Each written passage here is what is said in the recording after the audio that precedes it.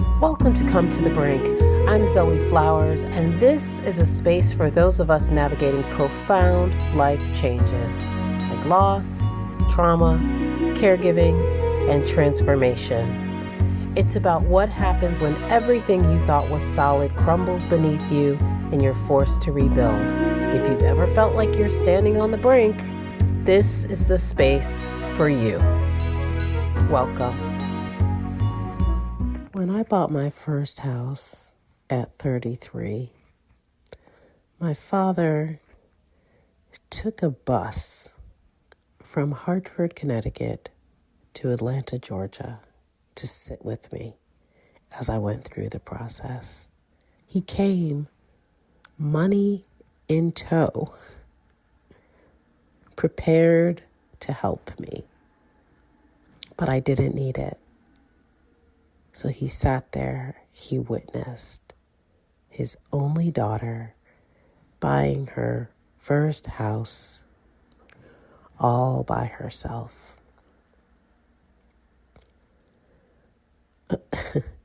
When I lived in a townhouse in Atlanta, Georgia, my father came to visit me again on the bus. He had always been afraid to fly, but he flew because my parents traveled a lot, so he would fly. But as he got older, he just was more comfortable taking the bus. So I'm at my house and I get a call from the bar down the street. My dad was buying drinks for everybody in this bar in Marietta, Georgia. And he was ready to come home. So I went and picked him up.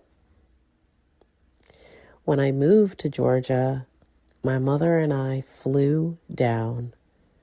My father packed up all my stuff and drove it to my new apartment. When I was a teenager, my mother, my father, my grandparents all piled in our car and we drove to New York City so I could audition for the School of Performing Arts, the FAME school.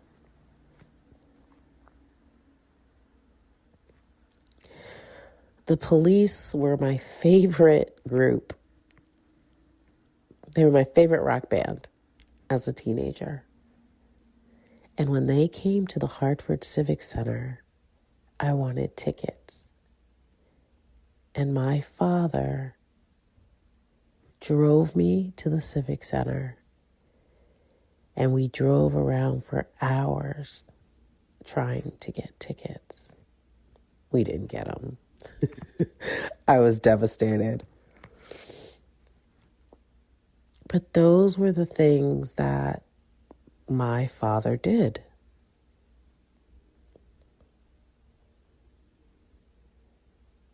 My father took care of me.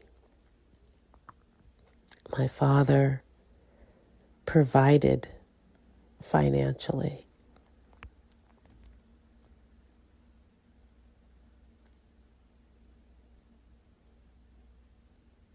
My father also had demons, sadness, depression,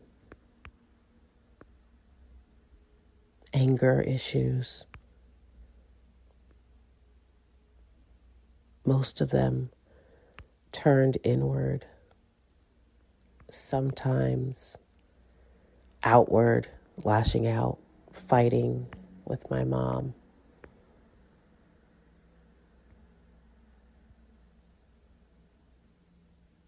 But he was a deeply sensitive person, if I think about it now. An immigrant, the eldest son. I can't imagine what it must have been like coming to America, not knowing how to navigate. But navigate he did. He went into business with his brothers. That didn't turn out great. But it was good enough for him to move his family to the suburbs, to facilitate my mom not having to work a full-time job until I was in the 3rd grade. I mean, a full-time job outside the home, obviously. He was a financial provider, a man of his time.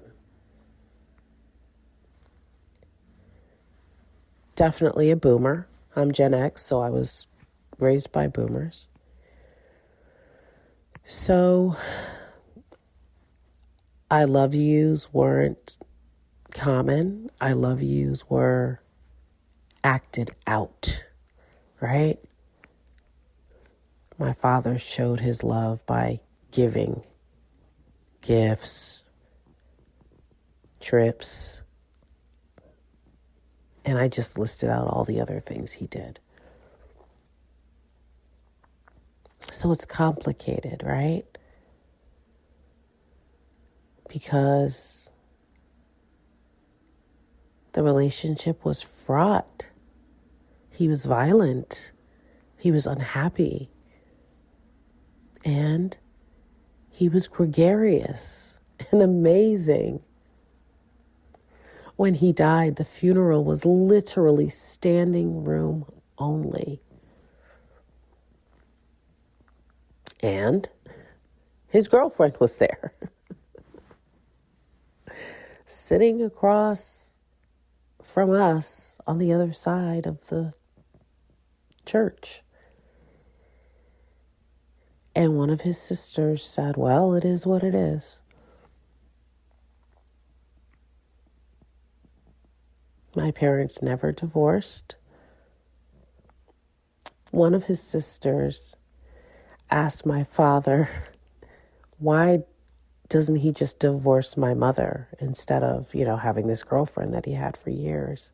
And he said, why would I divorce Barbara? She's a nice lady.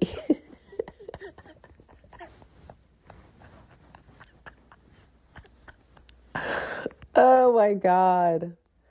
Yo, that's crazy work.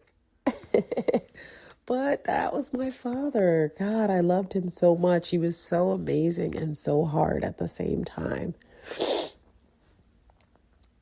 And when I finally confessed that I was in an abusive relationship and that my ex had broken into my home and had threatened to kill me, my father got in a truck with all his cronies and he went to try to find him.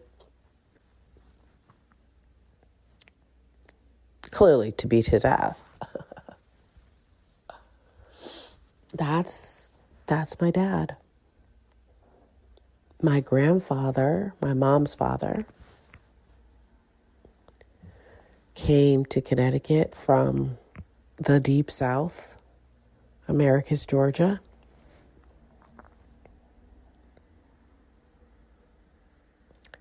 I don't know a lot because he didn't share a lot of his history, but he too was an amazing provider. He grew everything in the backyard. He grew sun-dried. He would grow green tomatoes. He grew tomatoes, and my grandmother or him would sit them in the windowsill to let them ripe. But the green ones, they would cut up and make fried green tomatoes. In the summertime, he would go get fresh lobsters. And to the day my mom died, she always talked about her father's lobsters. He made the best lobsters. Bake stuffed. He'd made his own stuffing. God, I have such good memories of my family. And such hard ones too. But he taught me to drive. We would drive around listening to talk radio. I just wish I knew more about his early years. And I don't know, maybe I can get some people from my family on the podcast to talk about him so I could know more. My grandmother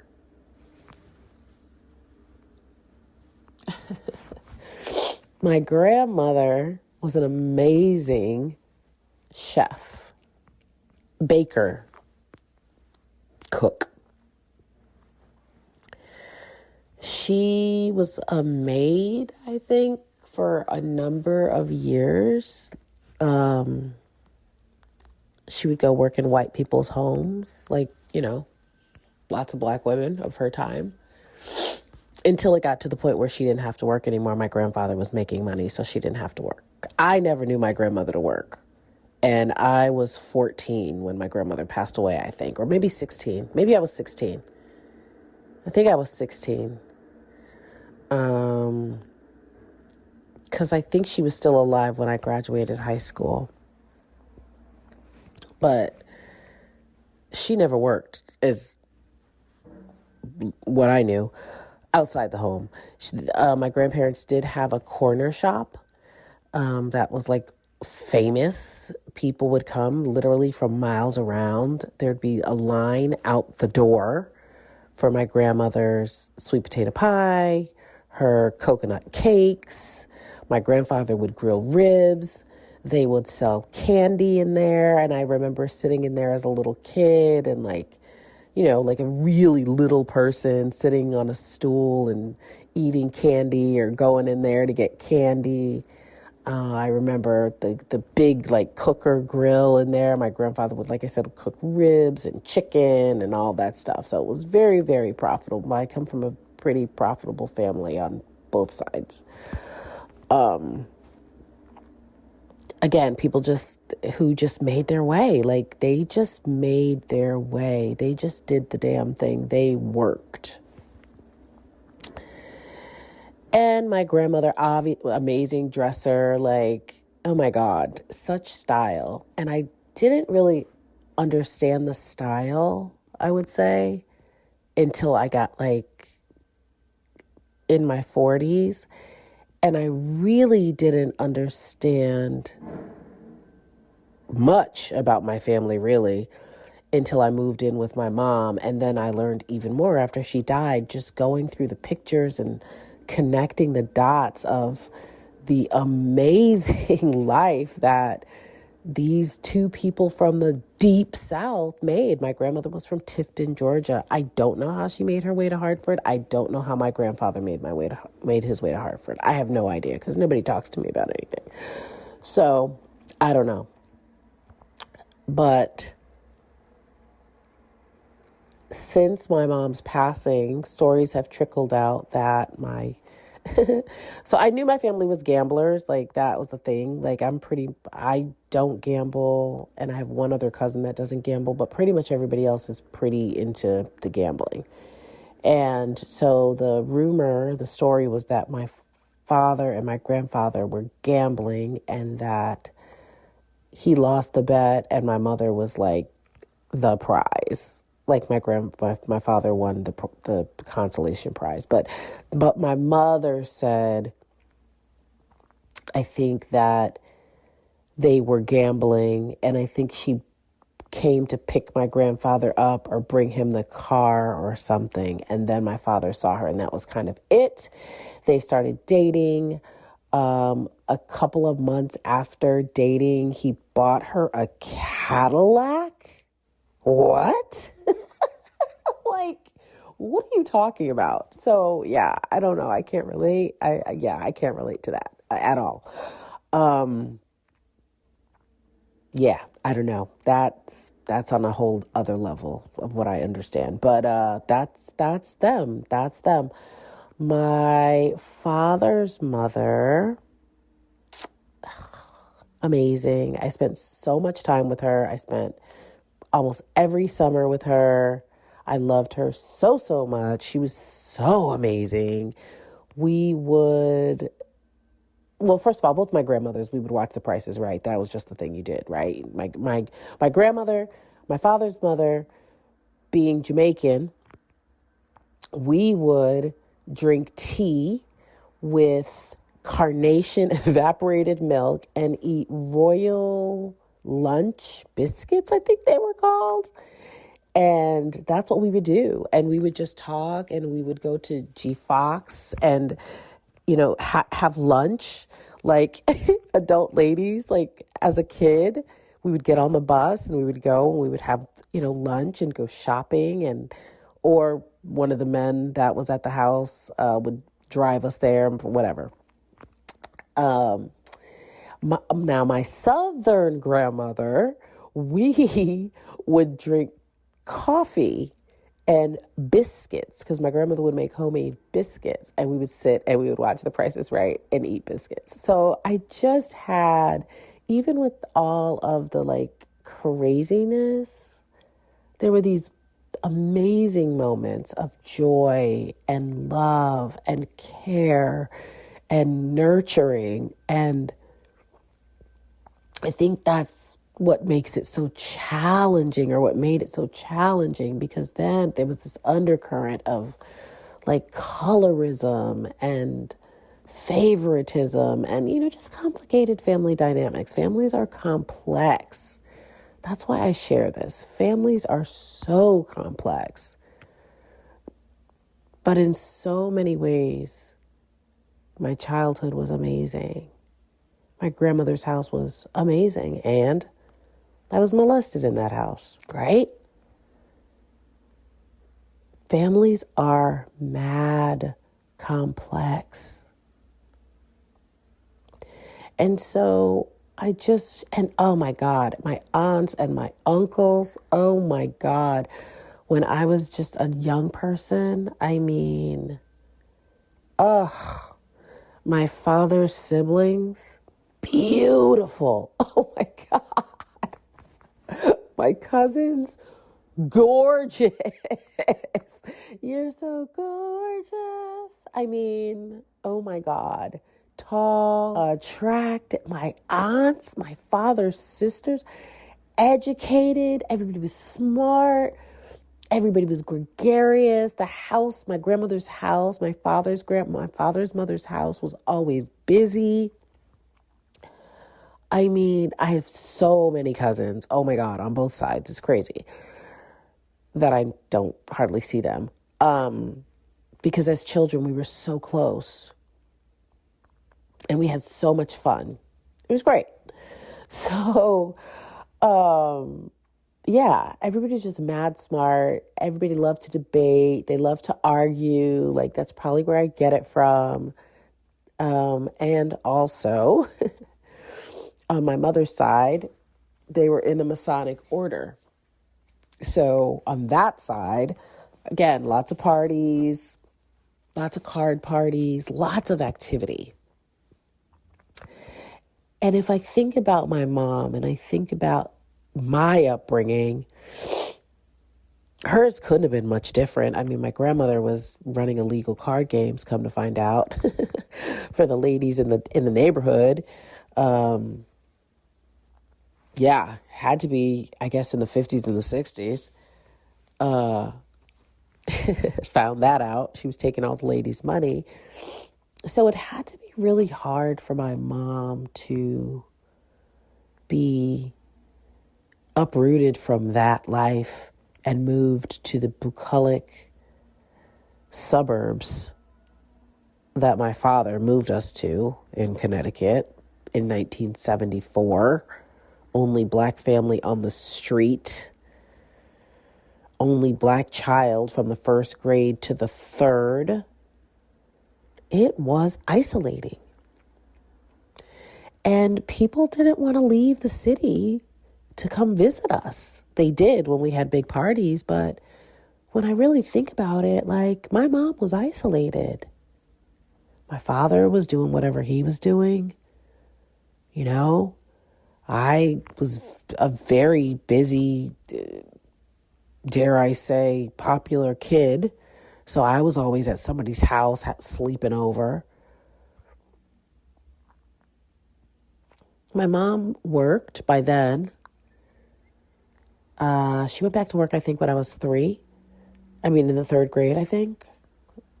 Or maybe the 1st grade. Yeah, she went back to work part-time when I was in the 1st grade. And then she went back full-time when I was in the 3rd grade. So, yeah. And she worked in Hartford.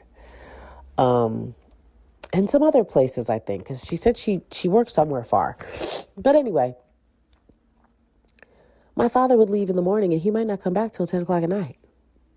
Right? And so what's a wife to do? Right?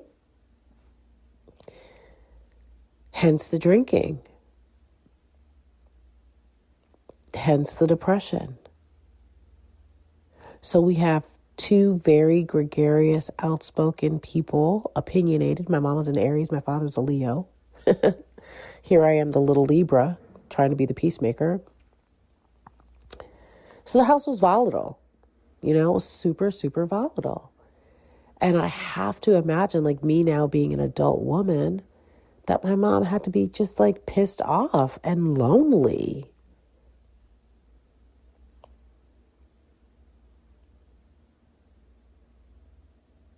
She was always looking for love. My grandparents were super busy also with the Masonic duties. She had 2 brothers, but they were doing their own thing. She's the middle child. Not true. She was the youngest. Yeah, it just had to be really hard for her. So I say all that to say, I just feel like it was important for me to lay this groundwork, because I don't want to come off like I had this horrible childhood and I don't like my family and I'm complaining about them. I'm complaining about having to take care of my mother. I took care of my mother because my family took care of me. Yes, I was hurt there. I was harmed in the family, but I also was taken care of. There was enough love and protection and provision and knowledge and care that was put into my emotional well to make me want to take care of my mom. All I ever wanted to do was take care of my mom. And when she died, I realized that the reason I worked so hard, the reason I pushed so hard, was because I had promised my mom I was going to buy her a house. I had to be like 7 years old. And I just didn't know how to exist without my mom.